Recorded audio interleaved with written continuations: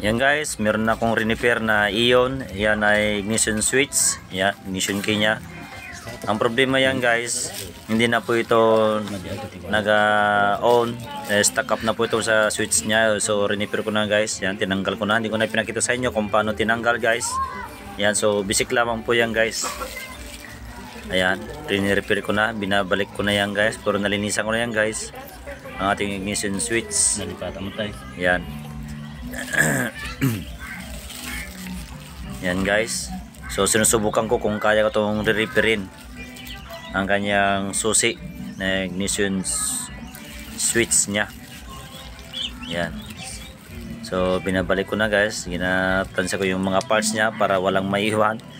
Baka hindi ito gagana pag ito ay kulang yung mga parts nya. Hindi na ito mag-on tapos mag-lock. Yan guys. Okay na, malambot na. Ayan, malambot na. Hindi kagaya yung ginawa ko ng may-ari na talagang naglalak. Yan guys, mabunot yung susi pero naglalak siya guys, hindi ma-on. Yan, may stuck up na guys yung spring niya sa loob.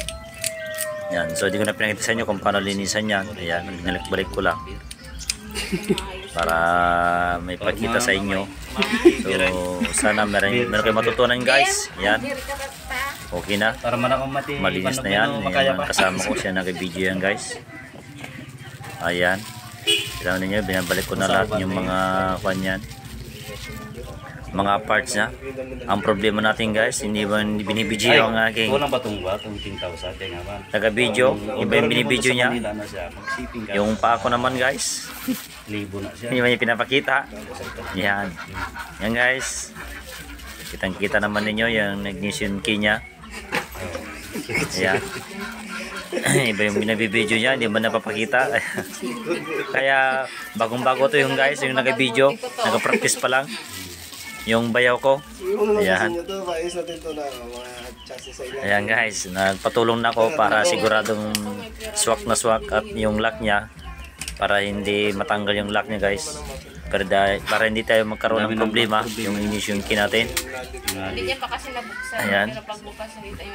So iba yung pinapakita niya guys.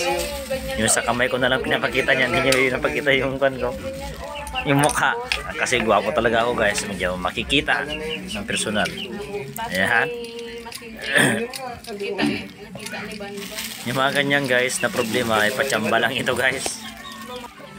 Yung trabaho namin, natsambahan naman at gumana yung ginawa namin guys na pag-repair yan guys. So ilalagay ko na guys ang kanyang housing yan, si ma'am, yung may-ari. Ayan, siya na lang nag-video si ma'am, talagang kuhang-kuha talaga, alam niyo talaga kung paano mag-video. Ayan guys, so kinakabit ko na yan, nakabit na pati yung sakit, kabit ko na rin guys. Ayan, kita ninyo, subukan ko na yan i-on. Ayan, so mandar na, one click lang guys. Ayan o, mandar na guys. Yeah, one click lang yan. So okay na ang unit. Ayan, pinalong ko ulit, tapos in on, start. Ayan guys, kita man ninyo, swabe. So natsambahan naman tayo. Meron tayong natsambahan na repair sa ating Hyundai Ion 2016 model. Ayan guys, okay na guys. Para yung may-ari, happy naman siya. Ayan. Ayan guys, malapit na.